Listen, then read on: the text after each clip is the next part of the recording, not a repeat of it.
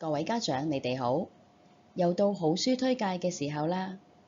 大家有冇利用上次介紹嘅圖書，同你哋嘅小朋友進行親子共讀呢？無論你哋已經開始咗，又或者準備開始，都希望大家一齊努力，帶領小朋友進入閱讀世界，享受閱讀嘅樂趣同埋親子時間啦。父母同孩子相遇係十分可貴嘅緣分。各位媽媽，你哋仲記唔記得懷孕時嘅感受呢？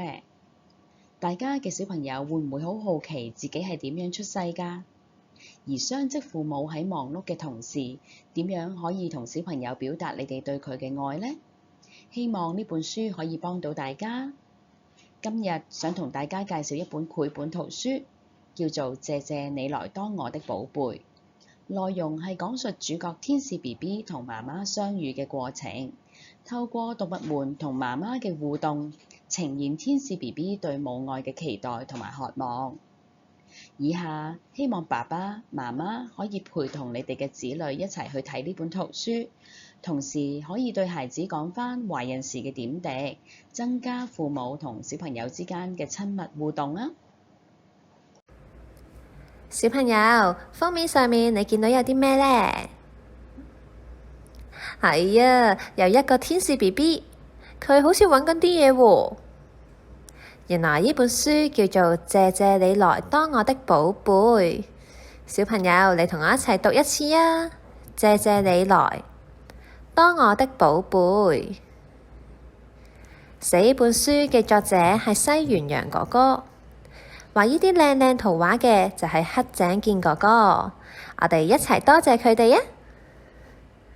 好啦，不如我哋快啲睇下呢個故事講啲咩啦。有一日，天使 BB 佢聽到有個聲音同佢講啊，你可以出世啦！佢好開心啊，然後就去咗搵佢嘅媽媽啦。天使 BB 嚟到森林裏邊，見到一隻小小熊，就問佢啦：你知唔知道我嘅媽媽喺邊度啊？小小熊就話：我唔知你個媽媽喺邊度喎，但係我嘅媽媽就喺嗰度，你過嚟睇下。原來熊媽媽同埋小小熊一樣都係啡色嘅，仲有好多毛添啊！熊媽媽一見到小小熊，就即刻攬住佢話：多謝你嚟做我嘅寶貝啊！天使 BB 去繼續去揾佢嘅媽媽，佢嚟到一棵樹下面，見到樹上面有一隻小星星，佢就問啊：你知唔知道我嘅媽媽喺邊度啊？小星星就話：我唔知道你嘅媽媽喺邊度啊，但係我嘅媽媽喺嗰度啊，你過嚟睇下。原來星星媽媽同埋小星星一樣都係黑色噶。星星媽媽一見到小星星就係咁錫佢塊面，然後話：多謝你嚟做我嘅寶貝啊！天使 BB 佢冇放棄啊，佢繼續去揾佢嘅媽媽。佢嚟到一個花園，見到有3隻小小豬，就問佢哋啦：你知唔知道我嘅媽媽喺邊度啊？小小豬就話：我唔知道你嘅媽媽喺邊度喎，但係呢，我嘅媽媽喺嗰度啊，你過嚟睇下。原來豬媽媽同埋小小豬一樣都係肉色嘅，佢哋仲有一個特別嘅鼻添啊！豬媽媽佢就話啦：夠鐘食奶奶啦！小豬佢哋即刻撲去媽媽度食奶奶。豬媽媽佢就話啦：多謝你哋嚟做我嘅寶貝啊！天使 BB 好羨慕小動物都有媽媽去愛佢哋。佢一邊揾媽媽，一邊就話：我都好想有媽媽攬住我、錫我，同埋可以飲媽媽嘅奶奶喲。突然之間，貓頭鷹哥哥同埋貓頭鷹弟弟向天使 BB 飛過嚟啊！佢哋話：天使 BB， 不如我哋一齊玩啦！天使 BB 佢話：唔得啊，我揾緊我嘅媽媽，所以唔可以同你哋玩住啊！咦，你哋嘅媽媽係點樣㗎？貓頭鷹兄弟就話啦，我哋嘅媽媽呢，佢身體好溫暖㗎，仲有好多軟軟嘅羽毛㗎。貓頭鷹兄弟佢就帶天使 BB 去見下佢哋嘅媽媽啦。原來貓頭鷹媽媽同貓頭鷹兄弟一樣，都有一對大大嘅眼睛，亦都識得飛㗎。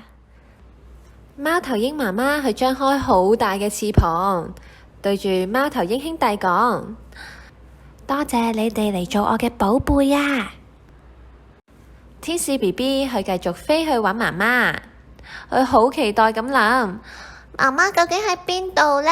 我好想快啲見到媽媽。突然天上面出現一道溫暖嘅光，好溫柔咁樣將天使 BB 抱住咗啊！天使 BB 好興奮咁話：我搵到媽媽啦！天使 BB 就入咗去媽媽嘅肚入邊啦。BB 瞓咗喺媽媽嘅肚入邊。佢聽到媽媽嘅聲音，仲感受到媽媽嘅溫暖。BB 佢心入邊就喺度諗啦，我就嚟要出世啦，成為媽媽嘅寶貝，我都好想聽到嗰句說話哦。過咗10個月，BB 終於都出世啦。媽媽抱住 BB，好溫柔咁樣同 BB 講：多謝你嚟做我嘅寶貝啊！故事講完啦，你哋鍾唔鍾意呢個故事呢？好啦，等老師問下問題，考下你哋先。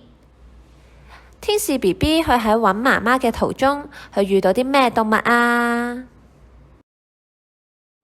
係啊，有熊、猩猩、豬同埋貓頭鷹啊！等我又再問下你哋先。你記唔記得 BB 出世之後，媽媽同佢講咗句咩說話呢？啱啦，就係多謝你嚟做我嘅寶貝啊！小朋友，呢個故事好唔好聽啊？原來你哋都住咗喺媽媽個肚裏面10個月之後先出世㗎。喺呢段時間入面，媽媽真係好辛苦，好辛苦㗎。因為媽媽個肚好重好重，喺生產嘅過程入面真係一啲都唔容易㗎。你嘅爸爸媽媽好愛你哋㗎，你又有冇攬下佢哋呢？不如你哋都錫下爸爸媽媽，又可以同佢分享下呢本書嘅內容喎。如果你哋鍾意呢本書，都可以請爸爸媽媽揾俾你哋睇㗎。